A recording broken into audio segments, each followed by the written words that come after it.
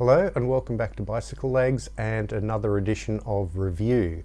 Today I'm going to be reviewing the new Marillion album, An Hour Before It's Dark. Yes, those are autographs. I was one of the people who signed up for the pre-order and got the album autographed by the band. So what I'll do, as I usually do with my reviews, is I'll go through it track by track and then I'll give you some overall thoughts on the album. The first song on side one is Be Hard on Yourself. It's a mid-tempo rocker, has a bit of a marble sound to it, I think.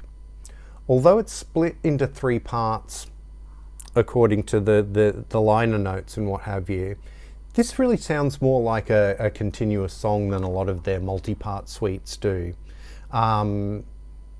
Lyrically, it's basically a sort of the idea is push yourself harder to be the best you can be. It's a very atmospheric song. I really like it. The next song is Reprogram the Gene. It's a more up-tempo song. It has a bit of a more sort of commercial Marillion sound.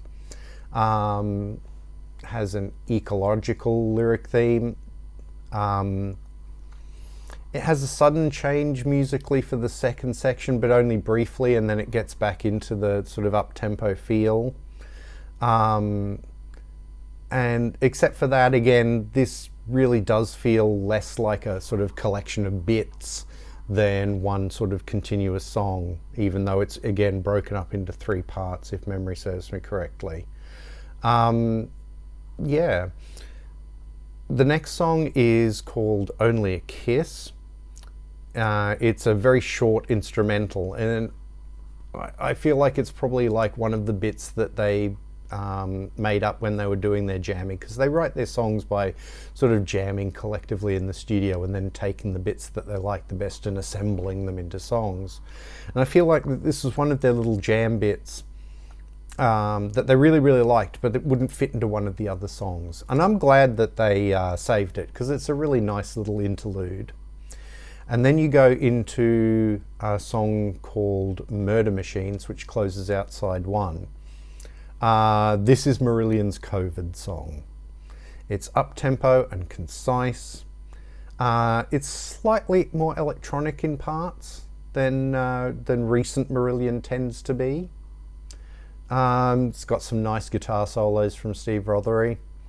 On side 4 of the record, you actually get a 12-inch version of Murder Machines, which brings those electronics that are sort of in the background in the album version much more to the fore. And I like that 12-inch mix, actually. It's pretty good. Side 2 starts with a song called The Crow and the Nightingale. It's a very dramatic song. Yeah, it's lyrically, it's a little enigmatic to me. It's like the Crow can still contribute despite not being as elegant as the Nightingale. There's lots of nice strings on this album, so bringing back that sort of with friends from the orchestra kind of feel.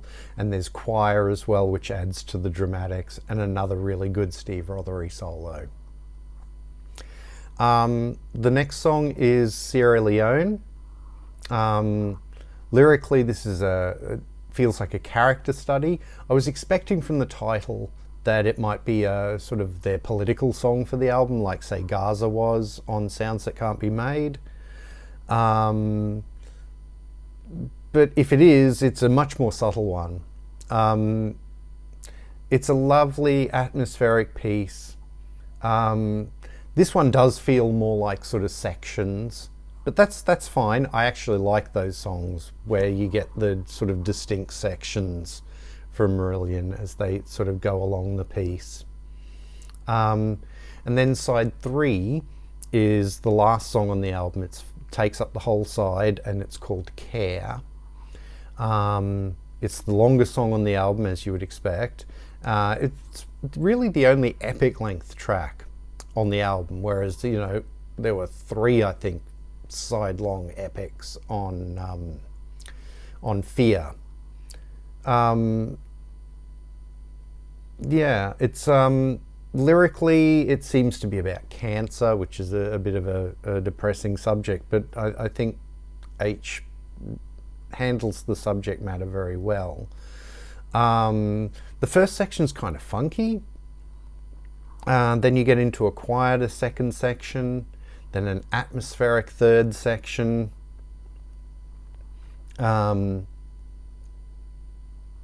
There's a little lyrical call out in the third section, I think it is, to Sierra Leone with the diamonds. More really, really great guitar. And then the fourth section brings it all home powerfully. It's one of those Marillion epics that really takes you on a journey in that great sort of Marillion epic tradition. So, and then as I said, side 4 is just the 12-inch mix of Murder Machines.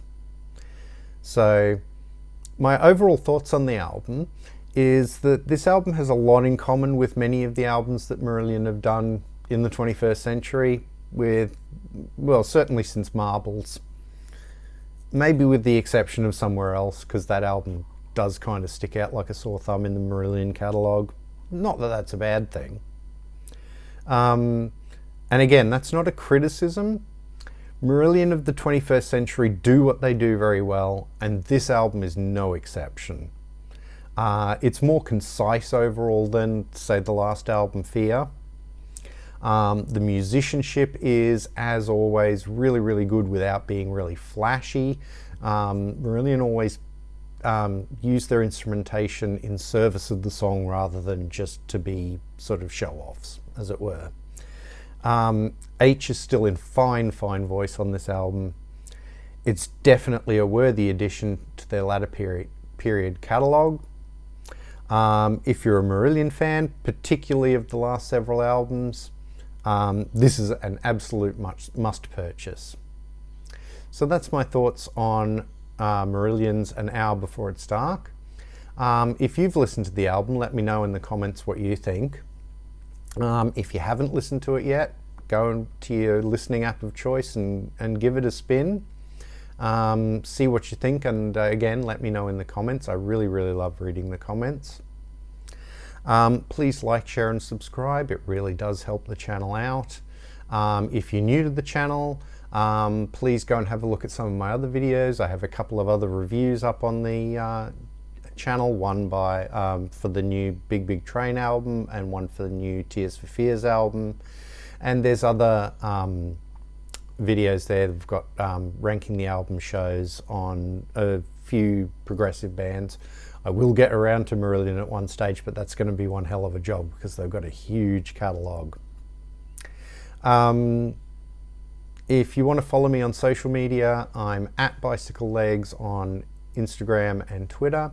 Instagram, I'm mostly posting the albums that I've been listening to recently. My most recent post was, in fact, this very album.